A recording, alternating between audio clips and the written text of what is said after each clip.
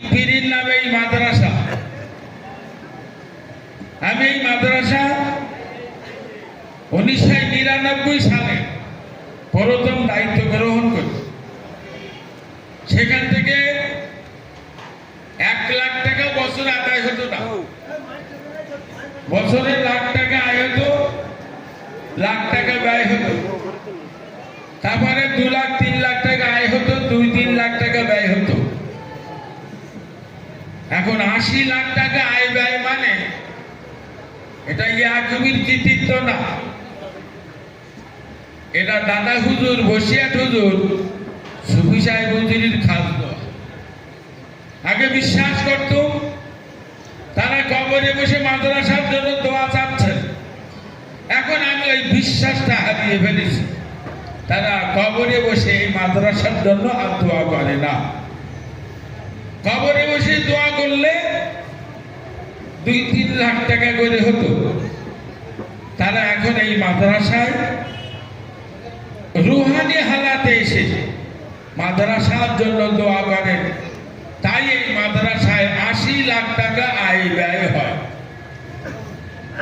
আমি সর্বক্ষণ দোয়া চাই এই মাদ্রাসায় যারা পড়ে, যারা পড়ায়, যারা মাদ্রাসায় 2 টাকাতে সাহায্য করে, কিয়ামতের দিন আল্লাহ জানো কোন নেতাকে তার সঙ্গে হাসর নাসায়ন না করে ফুরফুরার পীর আবু বকর, আল্লামা রুহুল আমিন, সুফি ফজলুল করিমের সঙ্গে আল্লাহ যেন আমাদের হাসর নাসর করেন, এই দোয়া সর্বক্ষণ করি।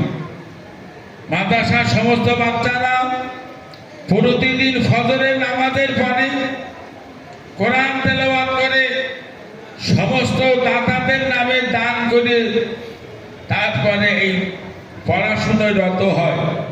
প্রতিদিন এশার নামাজের পরে শত শত বাচ্চা এক জায়গায় বসে কোরআন তেলাওয়াত করে দোয়া খায়ের করে তারপর তাদের খেতে দেওয়া হয়। আপনাদের জন্য আমি দোয়া করিনি, দোয়া করে মাদ্রাসার বাচ্চারা। মাদ্রাসায় লক্ষ্য রাখবেন, এর যত্ন নেবেন, যতটা সম্ভব সহযোগিতা করবেন। জীবনেও জানতে পারিনি ভবানীপুরীর মতন একটা ব্যাক সাইড, এত ব্যাগ, বসিরহাট থেকে 16 কিলোমিটার দক্ষিণে ভবানীপুর, এখান থেকে 7-8 কিলোমিটার গেলি বাংলাদেশ। আমরা এক সাইডে বাস করি। এখানে মাদ্রাসা চালানোটা বড় কষ্ট। তবুও আল্লাহ দাদা হুজুর বসিয়াট হুজুরের দোয়ায় এই পর্যন্ত চালিয়ে নিয়ে এসেছে। আশা করি মাদ্রাসা চলবে, তবে বহু ধাপ প্রতিঘাত এসেছে।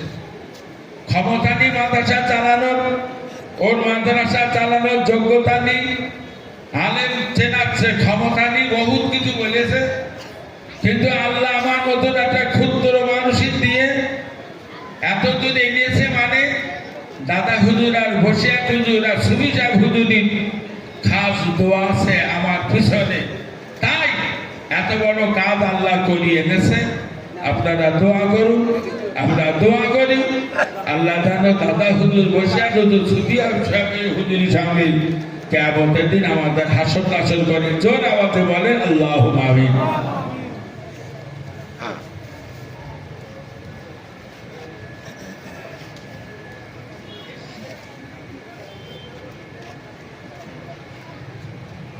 সময়ের খুব একটু ডিস্টার্ব হচ্ছে, আপনারা বুঝতে পারছেন।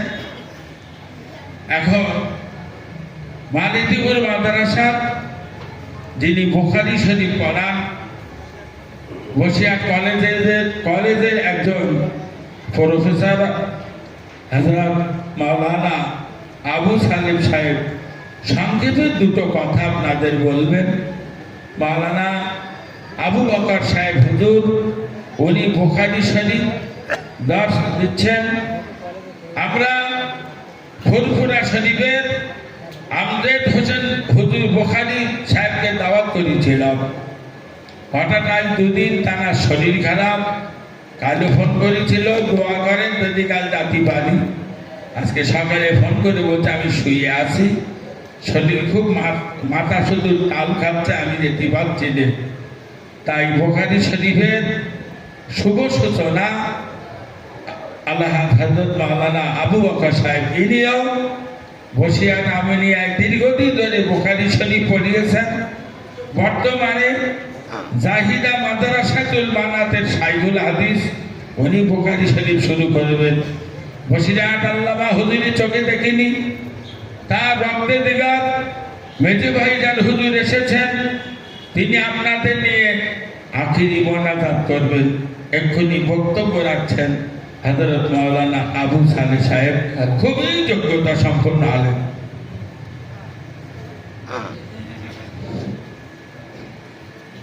বিসমিল্লাহির রহমানির রহিম। আসসালামু আলাইকুম ওয়া রাহমাতুল্লাহি ওয়া বারাকাতুহু। আলহামদুলিল্লাহি ওয়াহদা ওয়াস সালাতু ওয়াস সালামু আলা মান লা নাবিয়্যা বা'দা। আম্মা বা'দু ফাউযু বিল্লাহি মিনাশ শাইতানির রাজীম। বিসমিল্লাহির রহমানির রহিম। ওয়া ফাওকা কুল্লি যী ইলমিন আলীম। সাদাকাল্লাহুল আযীম। মঞ্চে অনেকেই বসে রয়েছেন। আমার শিক্ষক যিনি আজকের বুখারী শরীফের প্রথম হাদিস পড়িয়ে এই ক্লাসের শুভ সূচনা করবেন, তিনি আমার পরম শ্রদ্ধেয় শিক্ষক। বসিরহাট আমিনিয়াতে আমি পড়েছি। মঞ্চে রয়েছেন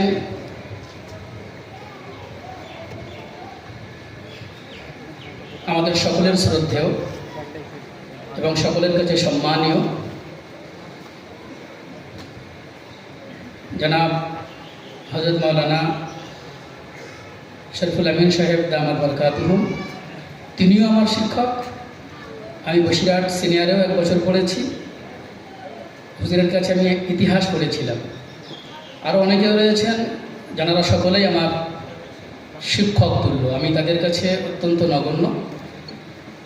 আমি জানি এটা আমার বেয়াদবি, এটা আমার ধৃষ্টতা, যে তাদেরকে বসিয়ে রেখে কিছু কথা বলা। কিন্তু যেহেতু নির্দেশিত হয়েছি, আদিষ্ট হয়েছি, তাই 1-2 মিনিট একটু কথা বলব। আজকের এই নুরানি এবং আলোকিত অনুষ্ঠানে এসে, যে অনুষ্ঠানটা দীর্ঘদিন ধরে লালন করা একটা স্বাদ, একটা স্বপ্ন পূরণের অনুষ্ঠান। নিশ্চয়ই এই মাদ্রাসা যারা প্রতিষ্ঠা করেছিলেন, তারপরে যারা যুক্ত হয়েছেন, তাদের মধ্যে এই স্বপ্নটা দীর্ঘদিন ধরে তারা লালন করেছেন যে এখানে বুখারী শরীফের দর্স দেওয়া হবে, বুখারী শরীফের ক্লাসের এখানে ইন্তজাম করা হবে।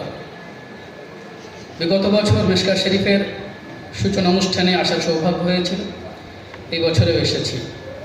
ইমাম বুখারী রাহমাতুল্লাহ আলাইহির রচিত বুখারী শরীফের নামেই এই ক্লাসের নাম বুখারী। আমরা সকলেই জানি বুখারী ক্লাস। আপামর জনতা, যেটা সাধারণ মানুষ আমরা যারা, তারা বুখারী ক্লাস হিসাবেই জানিও ছিল।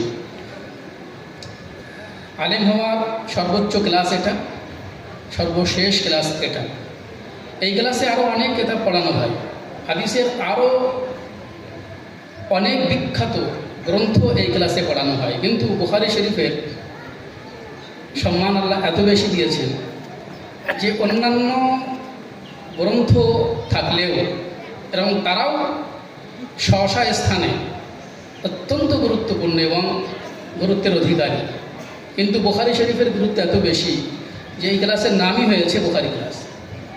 আর আমরা ছেলেদের জিজ্ঞাসা করি, তোমার বুখারীর শিক্ষককে, তুমি বুখারী কার কাছে পড়ছো, এটা আমরা জিজ্ঞাসা করি। তো এটা হচ্ছে আল্লাহ ইমাম বুখারী রাহমাতুল্লাহ আলাইহিকে সম্মান দিয়েছেন। ইমাম বুখারী রাহমাতুল্লাহ আলাইহি তার গ্রন্থ সম্পর্কে আমাদের ছেলেরা শিক্ষকদের কাছে শুনবে, সারা বছর ধরে শুনবে। ইতিপূর্বে নিশ্চয়ই শুনেছেন। আমি শুধু একটা কথাই বলবো, সময় নেই, অবকাশ নেই। ইমাম বুখারী রাহমাতুল্লাহ আলাইহির এই যে বিশ্বজোড়া সম্মান, খ্যাতি এবং এই শিক্ষক, পরম শ্রদ্ধেয় শিক্ষক হযরত মাওলানা আলহাজ আবু বকর সাহেব মুদ্দাজিল্লাহুল আলিয়া।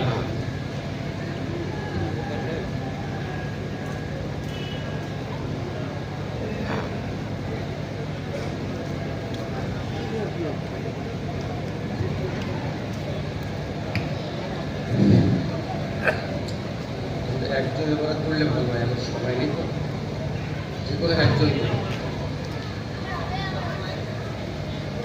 প্রথম হাদিসটাই বলো, একজনই বলো।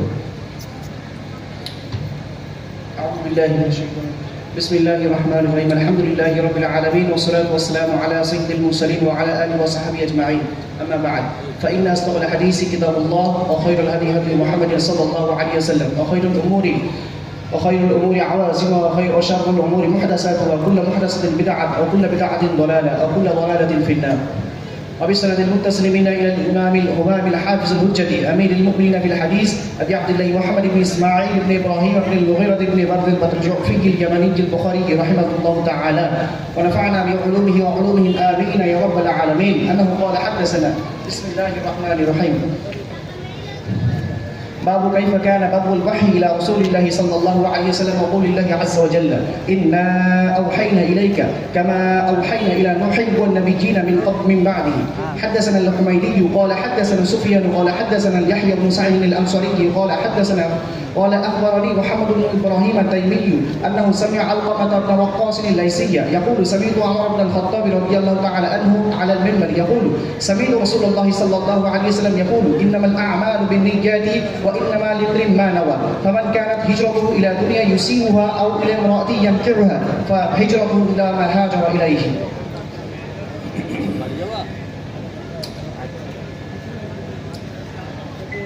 আলহামদুলিল্লাহ।